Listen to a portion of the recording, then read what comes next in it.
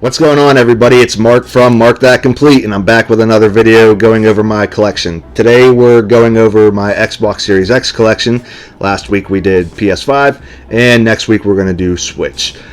So I did go ahead and invest in a mic. It's a little cheapo mic. It's better than nothing. Last week I didn't have a mic, so it's a step in the right direction. I do see that last week's video went in the right direction, so I really appreciate that. So please make sure to hit the like button and subscribe. It really helps me out. If we can get to 300 subscribers, I'll go ahead and I'll invest in a better microphone and a better setup, and we'll just keep going up from there. Eventually I'd like to get to 1,000 so I could start doing some live streams and maybe some Let's Plays and stuff like that. So without further ado, we're going to go over my Xbox Series X collection. Now I'm going to make this a lot shorter than my last video. It was like 45 minutes explaining my PS5 collection. A little bit too long, so I'm just going to really quickly run through these, tell you whether or not I recommend them, and go from there. Let me know in the comments what you think. Let me know if there's some games that I should play that I haven't yet, or let me know if there's any games here that you might want to pick up now that you've seen what I think about them. So we're going to start off in alphabetical order, with the first one here being the Alan Wake Remastered. I never played Alan Wake until I got this version of it. I really liked it. I'm really excited for Alan Wake 2, and I'm really sad that there isn't going to be a physical edition of Alan Wake 2 because I really would have liked to have it in my collection next to this one. Definitely recommend it. Pick it up if you haven't yet. It's definitely worth playing. Next up, we have Assassin's Creed Valhalla.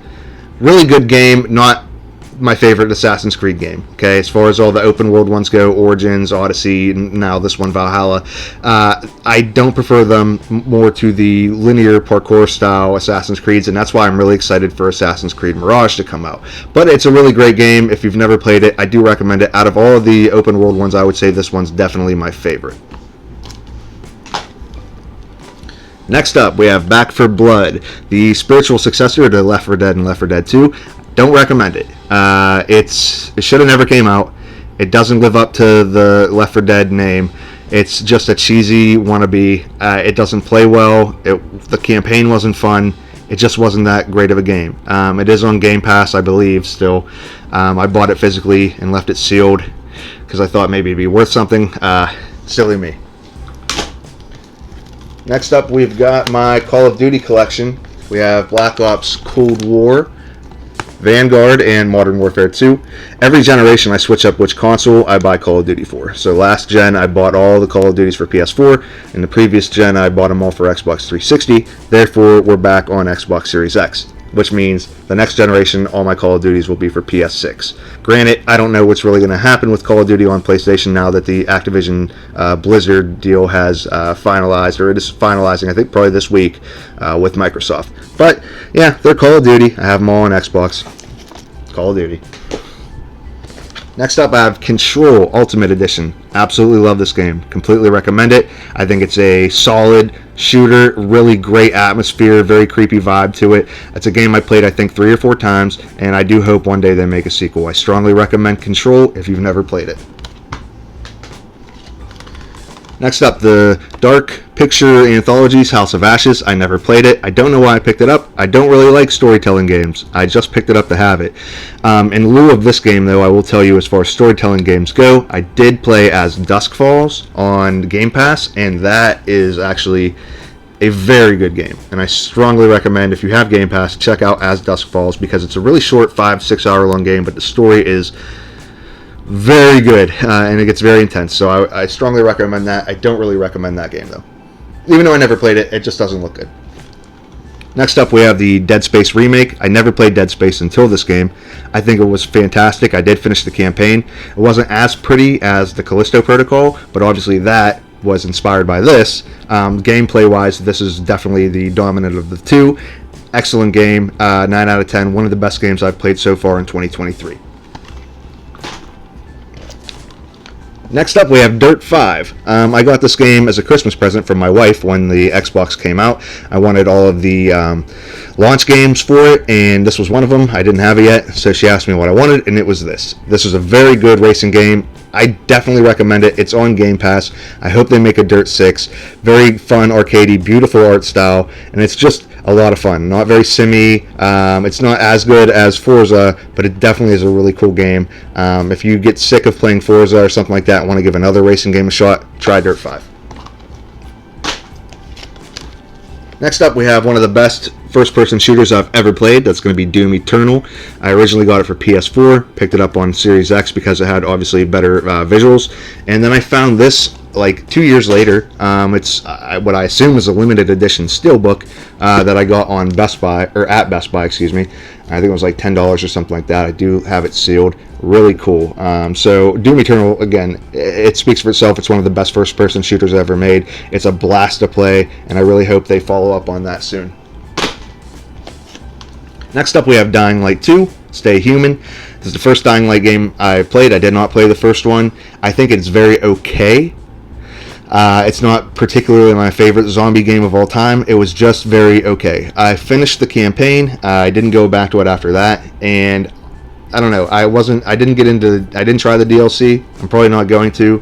I know a lot of you probably think this is a really great game, but I don't know. It just wasn't for me. I don't know why, but I just didn't feel it. Next up, we have Skyrim Anniversary Edition. This is like the 25th time I've bought this game. Yet another $40 that went to Bethesda on behalf of this game. Yeah, it's Skyrim. I really wish that they would remaster Oblivion. I think Oblivion is the better of the two games. Will that ever happen? Probably down the line, but I don't see that happening anytime soon. Next up, we have one of the launch games. This is the Falconeer Day 1 Edition. Very not great gameplay. Kind of like a Starlink or Star Fox kind of game, but you're on a Falcon. Kind of just an aerial shooter. And it wasn't that great, but visually it's phenomenal. The frame rate on here is one of the best frame rates or stability I've ever seen with frame rate. It's very beautiful, and it definitely showcases some of the power that the Series X could do or perform early on in the launch of it. Next up, we have Forza Horizon 5. Definitely a Game Pass game. I don't know why I bought the physical edition. I think I just, obviously for the sake of having it in the collection. But it's one of the best racing games I've ever played. Really fantastic. A lot of fun. Just kind of do whatever you want and have fun racing. Again, last week I talked about how I prefer this over Gran Turismo, and that's the truth. I prefer this over Gran Turismo any day, and I can't wait for Forza Motorsport 8 to come out in the fall. Next up, we have Gears Tactics. It's the only Gears game I've never really got into. I played it for a couple hours. Just wasn't really my style. Didn't like how they went with the tactics route here, but I understand that is what it is. If you don't like it, just play the regular Gears games. And I just got it for the sake of having it in the collection because I had every other Gears game. So, yeah, another launch game. I probably won't go back to it. But, I mean, if you like tactic games, this might be the game for you. But it just wasn't for me personally. Next up is Hades. I originally played Hades on the Switch, and then I saw they were doing a physical release, and I thought it would look really cool with the Xbox case, so I went ahead and got that. And if Hades 2 gets a physical release, which I assume it will, I'm going to go ahead and pick up Hades 2 for Xbox to have it go next to it in the collection. I think that'll look really sick. Really cool game. Not a big roguelite fan, but I did finish Hades, and I thought it was pretty good. Next up, the biggest disappointment on Xbox Series X so far is Halo Infinite. It somehow manages to be even worse than Halo 5, in my opinion. It has a terrible online system. I only played it online for like a couple weeks, never went back to it, but I did get the Steelbook. I never opened it. It is a very pretty box, I'll give it that. So I just wanted to have it in the collection. Obviously, this is on Game Pass. If you have Game Pass, I'd give it a shot, but it's not the best Halo at all. Not even by a long shot. It doesn't even come close to like Halo 3 or 4. Honestly, my favorite Halo is Halo Reach. I don't know how many people would agree with me on that, but I have fond memories of Reach, and I wish that they would make them like that again, but they never will, ever. Next up, we have Hitman 3. I got this, this was 2 months after the Series X launched. Absolutely beautiful visuals, really fun campaign, sandbox kind of get the objective done however you see fit kind of game. I've never played Hitman up until this point. I thought it was fantastic, and I didn't check out any of the DLC. Maybe one day I'll get to it, or maybe I'll just wait for Hitman 4. Definitely recommend Hitman 3 though if you've never played it. Next up we have Hogwarts Legacy. It speaks for itself. It's a Harry Potter game. You can go through Hogwarts and all over, Hogsmeade, whatever. If you're a big Harry Potter fan, you're going to love this game. If you're not, you might think the game's okay. The story kind of got really dry after a while. I did lose interest in it toward the end of the game, but visually it's a beautiful game. It feels like you're truly traversing through like Hogwarts or the grounds of the school and things like that, and it definitely feels alive, and the music is top-notch. Very, very much like the movies. So I definitely would recommend Hogwarts Legacy, even if you're not a fan. Immortals Phoenix Rising, or as I like to call it, The Legend of Zelda Breath of the Wild 1.5. Yeah, that's what it is. It's a Breath of the Wild clone. It's a good game for what it is, but Ubisoft clearly saw Breath of the Wild's success and wanted to try and make it their own game, and it's too comparable. It's beautiful. It's a really pretty game, but it doesn't even touch Breath of the Wild. And I mean, I would give it a shot. I would say if you could find this for cheap enough, which normally does go on sale for very, very cheap, less than $20, I would recommend picking it up if it's on sale. If not, don't bother with it. Next up, we have Judgment and Lost Judgment. Really great games, Yakuza spin-offs, or Like a Dragon spin-offs now, where you are a detective, and it's now the Like a Dragon series action games, because the Like a Dragon or Yakuza, whatever you want to say, going forward will be turn-based RPGs, so these will be your action games. They're very cool. They're very cheesy at times, but that's what they're supposed to be. They are very quirky and have some really off-the-wall moments, and I think that's the charm of these games, and I really enjoyed them. And I hope they make a third one, which I'm sure they will. But these were really cool games. I do recommend Judgment and Lost Judgment if you've never tried them. Next up, we have Little Nightmares. I almost said Little Big Planet. We have Little Nightmares 2. I played the first one on Switch. These are really great games. This one being, probably 4 or 5 hours long. A game you could beat in a night if you just sit down and chill out and play it. Side-scrolling puzzle. Awesome time. Very spooky atmosphere. Done very well. I couldn't recommend this game enough, and it should be pretty cheap at this point to pick it up. If you've never played it, I really do suggest playing Little Nightmares and Little Nightmares 2. Alright, next up we have Madden 21. I don't know why I bought this. I don't even like football. Guys, I don't even like sports at all. I am a gamer and a musician. I don't care to watch sports. I know I'm the oddball wherever I go. So why did I spend $26, I think it was, at Walmart for this? I think it was just to have another case in my Xbox collection, because I've never played this, and I never will, and it's worth probably 25 cents now, so it's just stuck on the shelf. Here's one game for the Xbox I have not got to yet, and this is the Mass Effect Trilogy, or what do you call it, the Legendary Edition. I haven't really got to it. I've never played Mass Effect before. I did check it out a little bit, and I know it's, it gets a lot of hype, especially Mass Effect 2. I just haven't had time. 2023 has been one of the biggest years in gaming I've seen in years. So with so much to play, I just don't have time for this right now, but I do have it on my backlog, and I do plan to get to it eventually. Let me know if I should get to this like immediately, or if it's okay to just wait a little bit, if any Mass Effect fans are out there. Next up, we have The Medium. It was one of those games that was showcased with the Series X prior to it launching, with the dual screen, different realities. It was executed pretty well. It gets to the point of what it was trying to do. It does have its spooky moments, but it's not really that scary, and the puzzles are actually kind of boring. For it being a shorter game, I would recommend checking it out. I don't know if it's still on Game Pass or not, but it's good enough, but it had a lot of potential. It could have been a lot better. And this was made by Bloober Team, and if I'm not mistaken, they are the ones who are making the Silent Hill 2 remake. So it actually leaves me a little skeptical to see what they're going to do with that Silent Hill remake, but I guess we'll have to wait and see. This game isn't that bad. I would recommend it if you could find it for dirt cheap, and like I said, if it is still on Game Pass and you have Game Pass, check it out.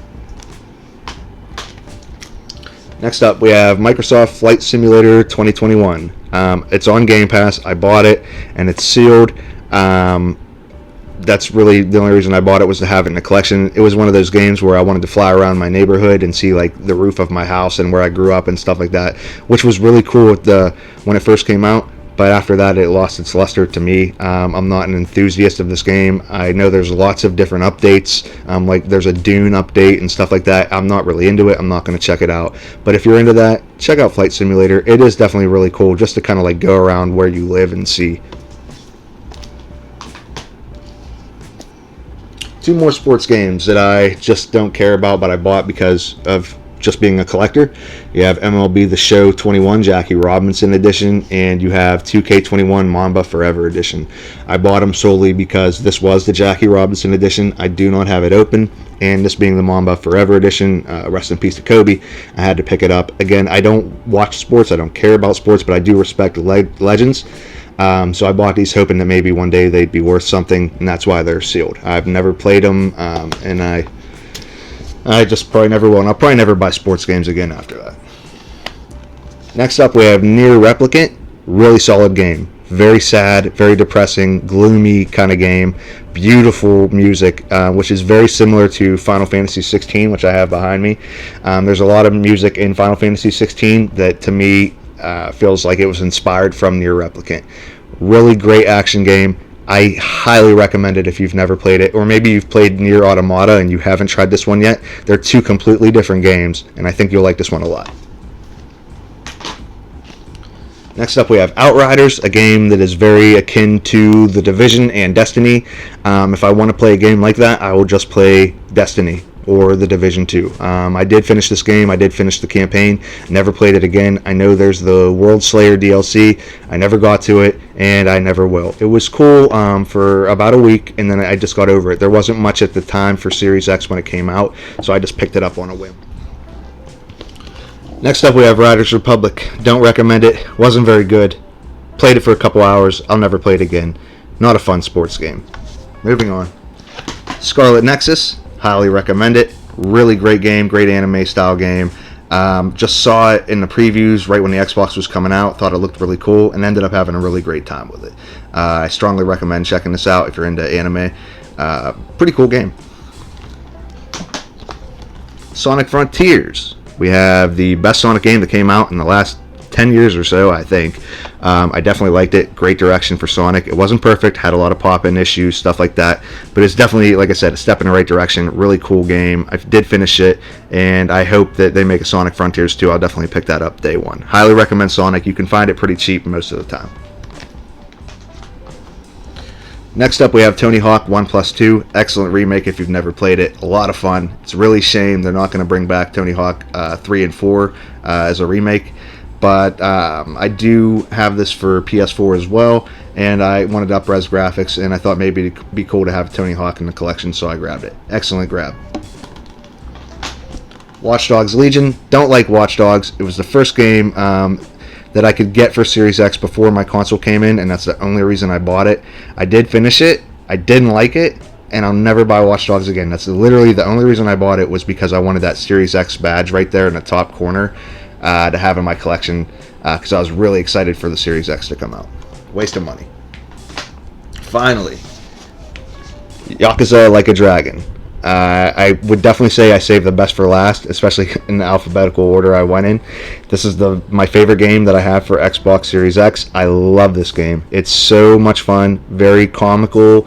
The story is excellent. The RPG turn-based battle system is awesome. It's a lot of fun. If you've never played this, or you've never played anything in the Yakuza series, I strongly recommend Yakuza Like a Dragon, because I took a chance on it and I'm glad I did. Now I want to go back and play through the entire series. So this is the game of the day right here, folks. Yakuza Like a Dragon. Best game out of this whole collection, in my opinion. So there you have it. That is my Xbox Series X collection. Let me know in the comments below what you think of the video. Let me know if there's some games you think I should check out, or let me know if you want any more input on some of the games I mentioned here today. Next week, we're going to be going over my Nintendo Switch collection, which is probably going to be a longer video. So again, hit the thumbs up. Subscribe. Really helps me out a lot. If I get to 300 subscribers, we'll get a better microphone here. Thank you guys. This is Mark from Marc That Complete, and you have a good rest of your day.